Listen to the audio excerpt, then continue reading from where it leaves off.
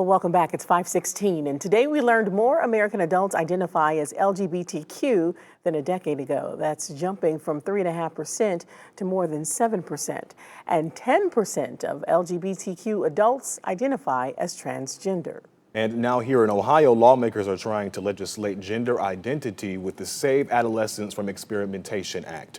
Our State House reporter Morgan Trow is in Columbus with what she says was a contentious meeting. A federal judge blocked a similar controversial bill back in July, but today the SAFE bill's first hearing was explosive. The UCLA Law School estimates 0.3% of people in the United States identify as transgender, but this small group has become a topic for legislators across the country.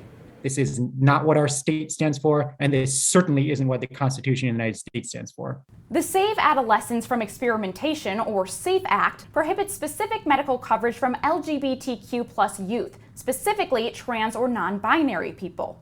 Ileana Turan with the LGBT Community Center in Cleveland calls the bill dangerous and troubling. In short, the bill would prevent gender-affirming care by no longer allowing doctors or other healthcare workers to provide medical procedures, hormone blockers, or cross-sex hormones for trans youth. Healthcare workers who continue to provide this care would have their license removed and can be sued. I'm a little bit tired as a U.S. veteran of getting treated like a second-class citizen in this country. That's because Turan is a transgender woman, serving in the U.S. Army from 2000 to 2006 during the Don't Ask, Don't Tell era. A lot of the hardships that I've walked through could have been avoided if I had had access to affirming care when I was a youth. State Representative, sponsor of the bill, and Pastor Gary Click explains he doesn't want to ban transgender care for everyone, just minors and doctors who help minors with parental consent.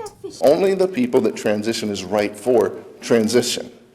And I don't think that, well, the evidence clearly tells us that's not happening, otherwise there would not be so many detransitioners. Although the bill was not well received by the majority of speaking representatives, a supporter did give testimony.